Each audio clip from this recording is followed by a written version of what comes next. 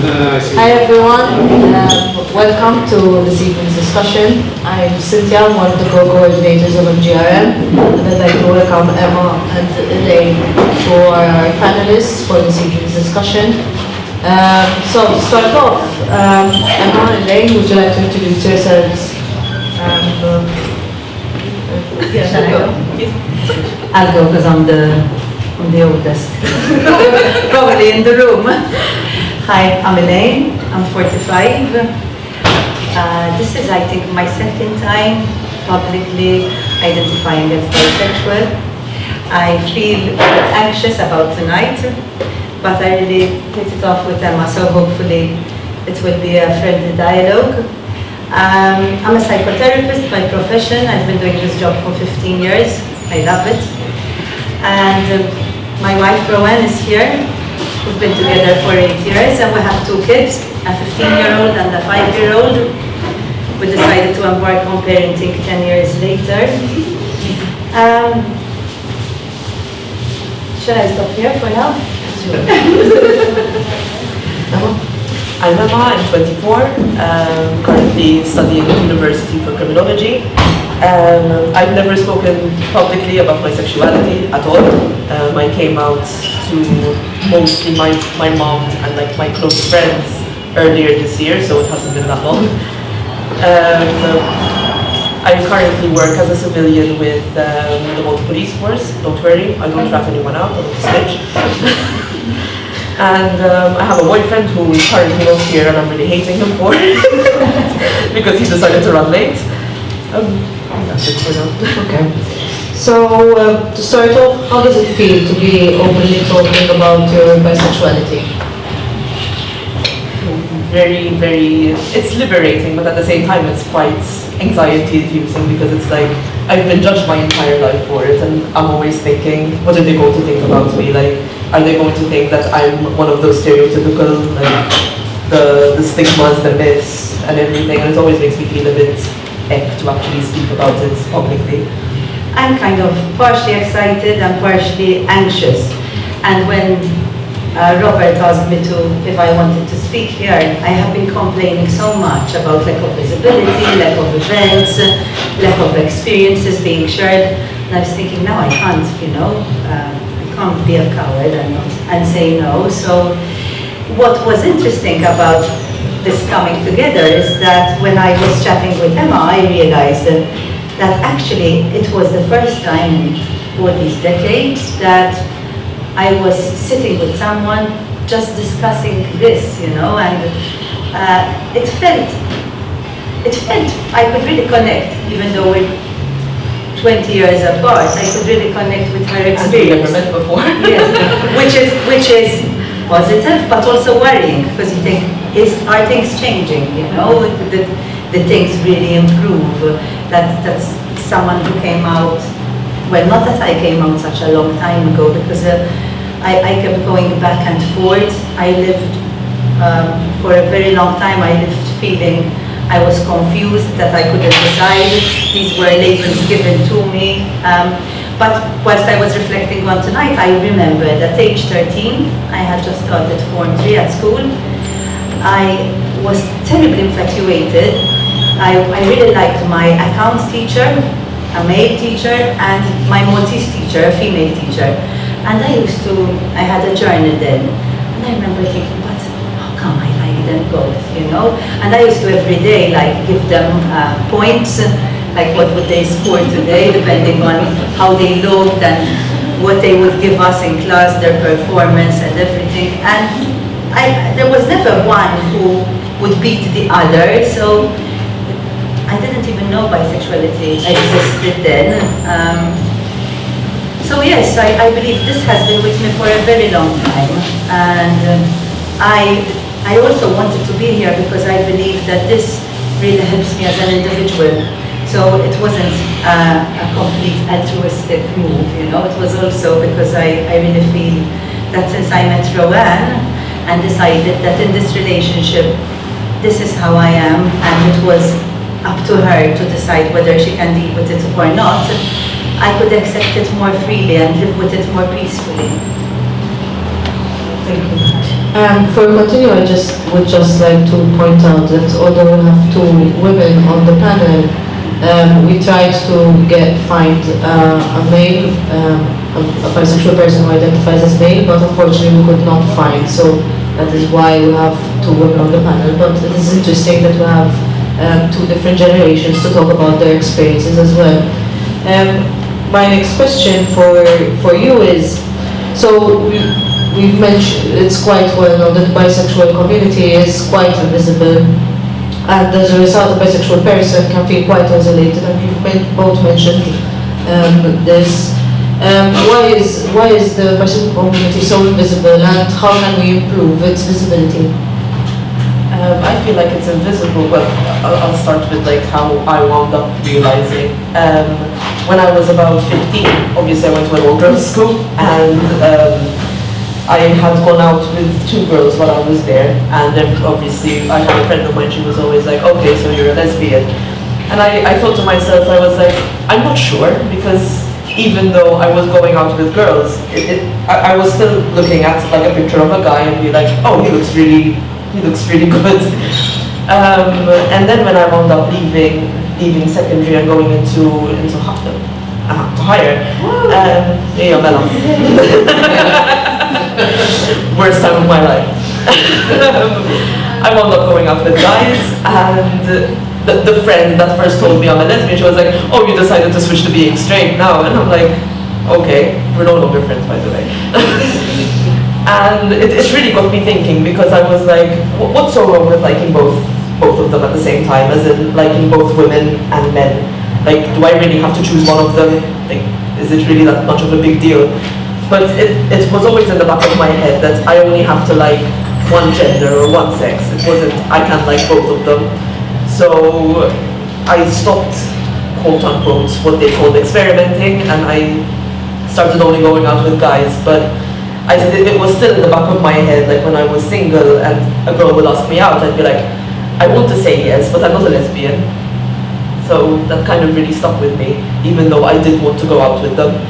So I think even the fact that from the LGBTIQ community, you get people telling you that like, oh, it's just a phase, you're going to get over it, you're going to either become straight or a lesbian.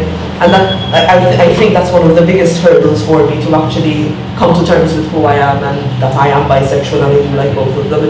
It wasn't just being ostracized by the heterosexual community, it was also being ostracized by the LGBTIQ community itself.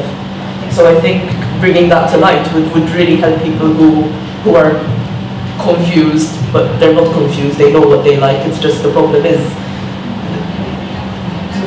exactly, it's very difficult for a person to say, I'm bisexual, and then being like, no, you're not, you know? I think this was the hardest part for me as well, feeling you belong nowhere, you know? You're not straight, and you can't belong to the gay community. I remember I left Malta when I turned 18, I went abroad, and that's where I had my first experience with a woman. I fell in love with a woman. I had kissed girls before, but this was real, you know, and it had developed into something more. And when I came back to Malta, I entered the gay community, and I started going to bars, and I met someone, and I remember her telling me, listen, people told me that you see guys, you go out with guys and you go out with girls, and everyone is warning me that you're going to break my heart, and you really need to make up your mind. And I remember feeling isolated. This issue of isolation is still equally real, and the need to belong is so powerful. And also because you're so invisible, you feel a lot of shame. It's like, it's not okay to be who you are, you know? I know this is something the whole LGBTIQ spectrum experiences, LGBTIQ++.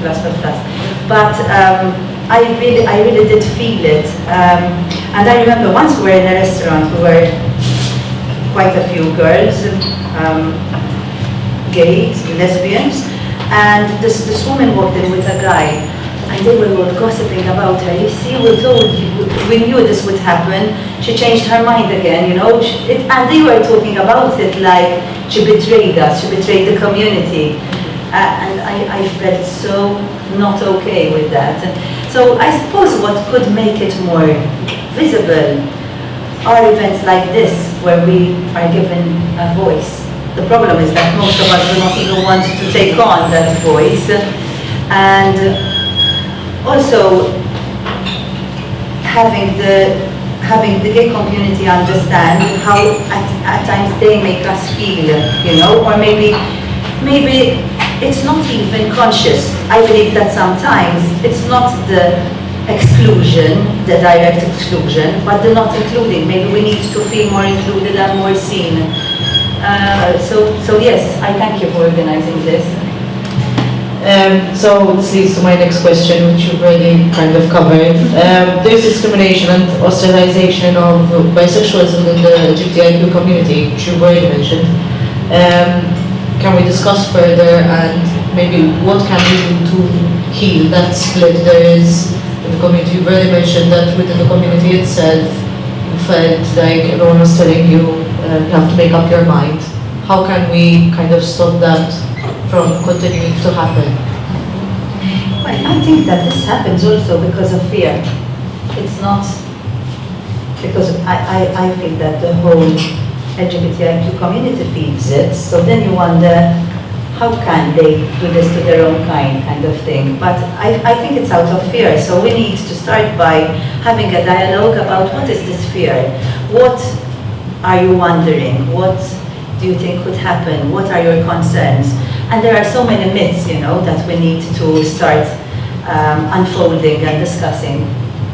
And the problem really is as well, as you had mentioned, a lot of bisexual people are so afraid of actually saying they're bisexual that they wouldn't come to things like this, like to voice out their opinion, because even I felt a bit, I have to admit, I was having one of my manic swings and I thought I am going to sign up for this, and then I regretted it tenfold 2 minutes later.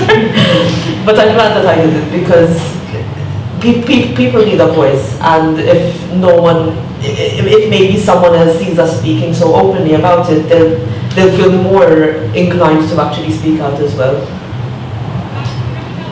Like I got this comment recently, have you told your daughter, your 15-year-old, that you're bisexual? And I was like, why? Well, isn't it hard enough for her to know that you're gay? Do you have to tell her you're bisexual? So there's still this kind of underlying message that it's really not okay to be who you are, and that again, this word shame, this heaviness around bisexuality, I really think this is still very present. Yes, it is. And do you feel that media plays a role in that? The representation of bisexuals, because unfortunately within media, bisexuals tend to be represented as promiscuous, undecided, experimenting with people, and it contributes to several myths about bisexual persons. Has media affected you in any way in shaping your view about bisexuality? And do you feel that media continues to affect that representation? I have to admit, I've never really felt like I was shaped by media, because I rarely saw things about bisexuality. Like the most that I used to see were things condemning bisexuality. So that was what really stopped me and really made me think like, okay, maybe it's just a phase, maybe they're right.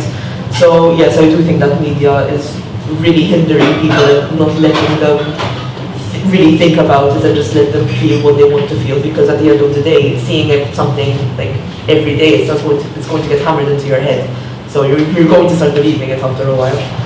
I think that the porn world does use bisexuality as a selling point, which then obviously strengthens this myth of promiscuity. And I've met a lot of men who get instantly turned on when you tell them you're bisexual. Oh, so you're in for a threesome, or you have a wife, so you don't miss the cock, So you get a lot of these comments, or even like when I openly speak to very close mummies and mummies of other children who go to school with my children, they would immediately ask me that, so you don't miss the penis, so how do you deal with that? So, and they don't realize the impact that has on us. This myth of promiscuity is something we really need to talk about, because I think promiscuity belongs to any type of sexual orientation. The fact that we're attracted to both genders doesn't mean we're more promiscuous than any other kind of people. So you've already mentioned that there are several myths about bisexual persons propagated by society itself, as well as media interpretations. I'm going to list some of these myths and we can discuss them. So one of them is, we've already mentioned, bisexual persons are promiscuous and unable to settle down with a person. Now, you both are in long-term relationships, I believe. How has that shaped your experience in those relationships? I feel that the issue here would be commitment or lack of it, irrelevant to the kind of sexual orientation one identifies with.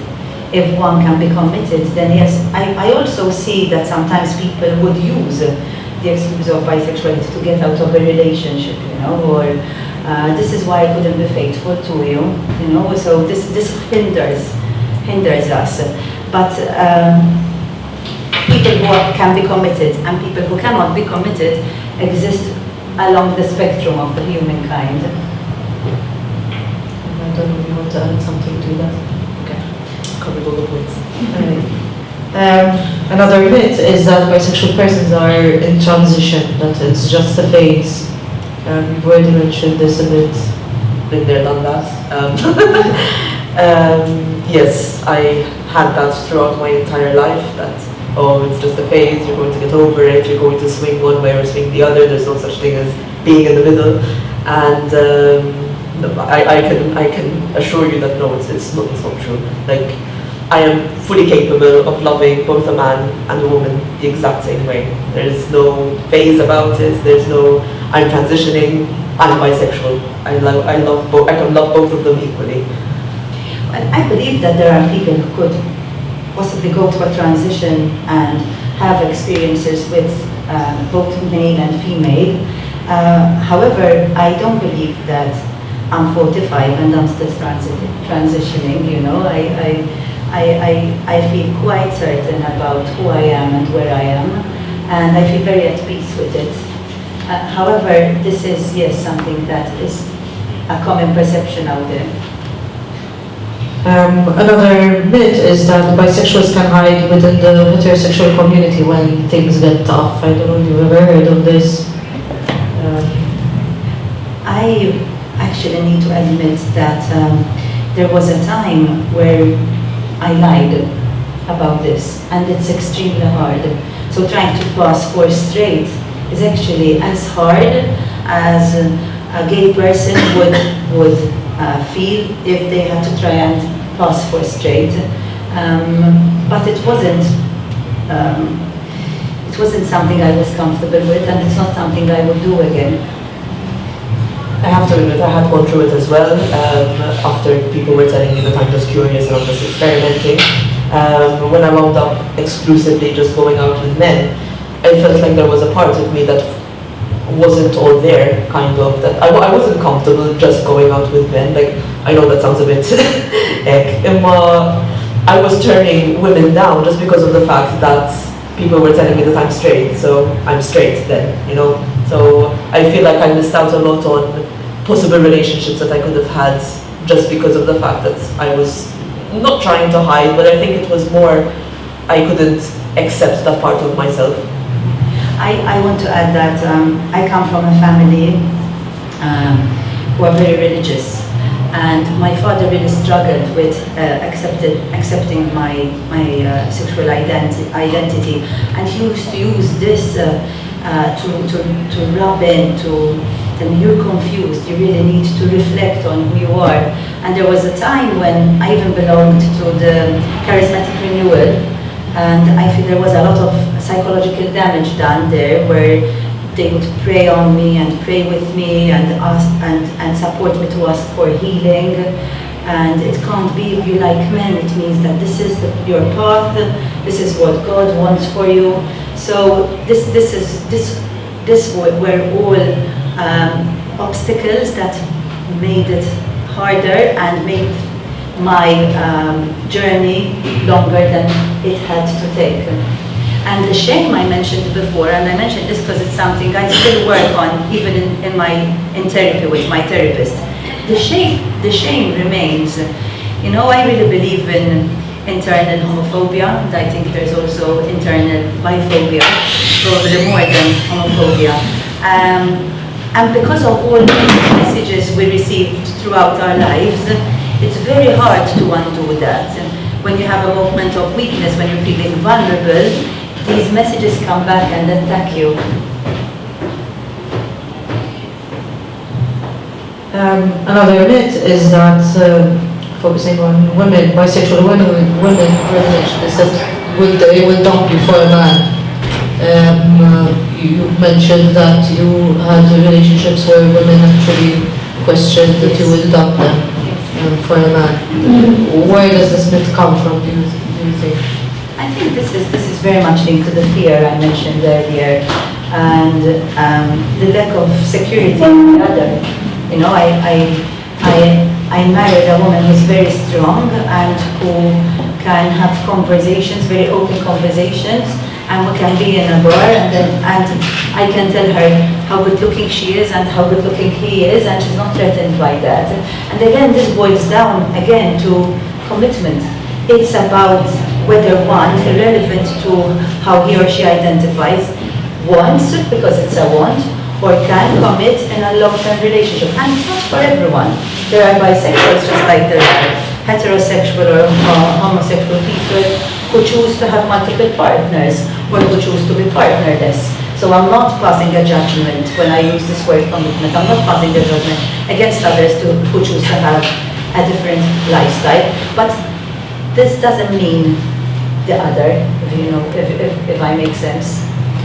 Funnily enough, I've had a man tell me that he was scared that I would wind up dumping him for a woman.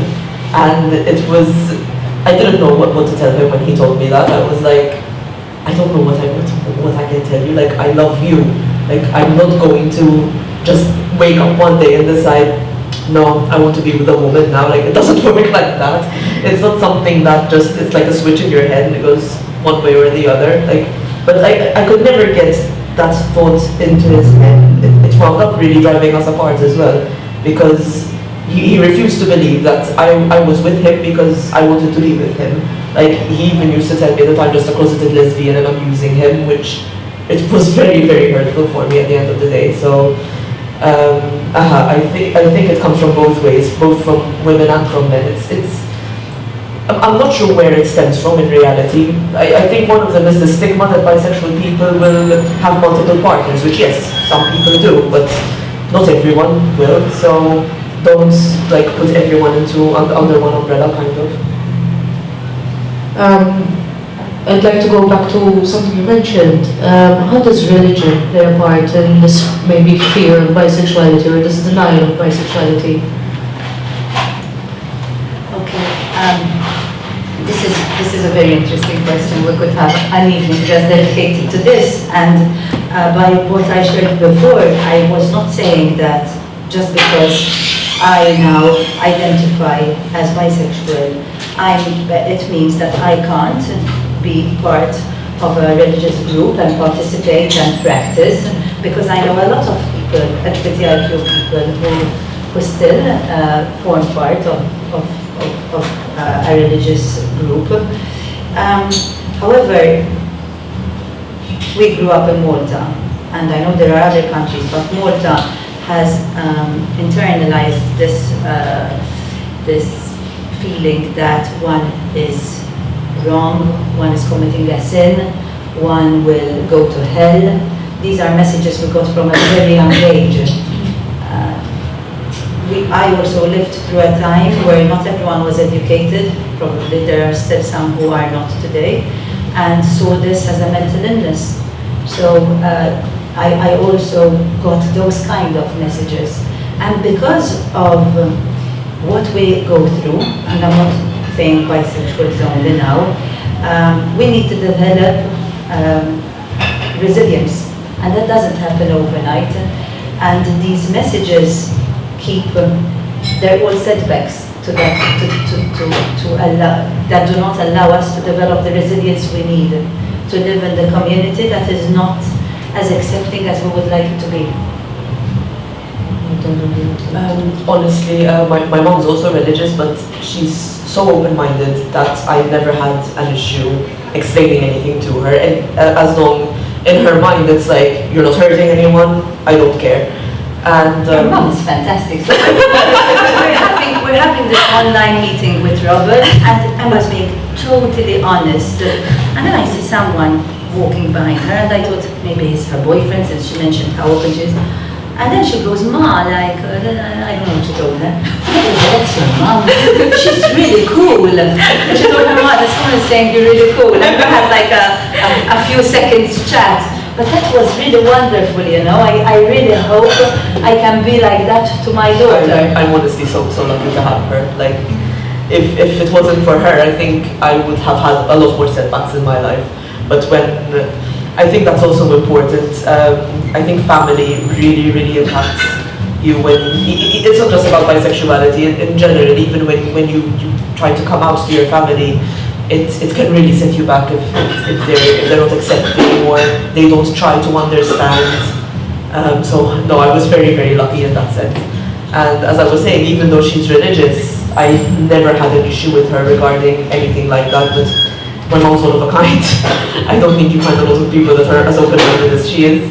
And she amazes me every day with, even when I came out to her, her one concern, it wasn't because I was bisexual, it was like, but are you still with your boyfriend because you were really happy with him and I don't want you to be upset? And I'm like, that's all you care?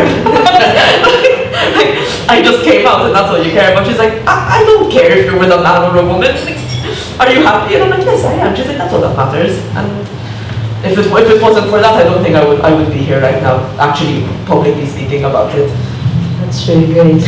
Having supportive parents means a lot within the LGBTQ community, especially coming out is times has it's often quite a difficult experience for a lot of people, especially going back to how society treats LGBT persons, how religion plays a part of it as well, especially in Malta. I would like to maybe go back to, you both mentioned your age, there's a 20-year difference. Do you feel that there has been any change in the mentality towards bisexual persons, generational that is? Honestly, when we were having the discussion between us before this, I was really expecting that our experiences were going to be completely different because of the age gap. And when you started speaking to me, I'm like, did things really not change that much? That I had to go through, not the same thing, but I had to go through similar experiences to you, even after 20 years. I believe that there is a lot of similarity and a lot of things I was hoping had changed, but I do see change. In my practice, I work with a lot of adolescents, and I enjoy seeing youngsters coming out at a much earlier age, you know, and feeling so confident about talking about it. Okay, they're in therapy and they're discussing this, so it's not, there is something that needs support. However, I hear that there are more people out there who identify as bisexuals. In my days, it was really hard for me to find someone. I don't think I knew someone who openly identified as bisexual for many years. In fact, there never existed a support group locally.